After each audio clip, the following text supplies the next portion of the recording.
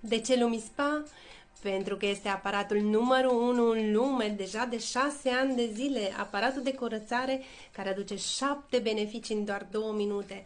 Dă claritate, luminozitate, reduce liniile fine, dă radianță tenului, ajută la producerea de colagen cu această mișcare dual motion, unică în lume, reduce porii, deci demachează, eu zic că are mult mai mult de 7 beneficii în doar 2 minute.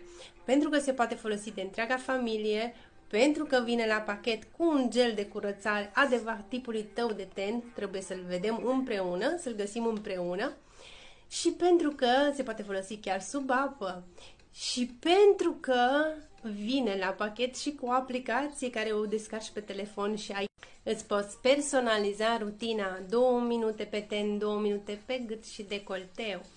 Acest coach inteligent îți va spune exact cât de repede să faci mișcarea, dacă o faci prea repede, dacă o faci prea încet, cum exact să o faci. Deci mi se pare extraordinar și mai ales pentru că în 24 ianuarie vine la mare reducere și această variantă roz care toată lumea o dorește.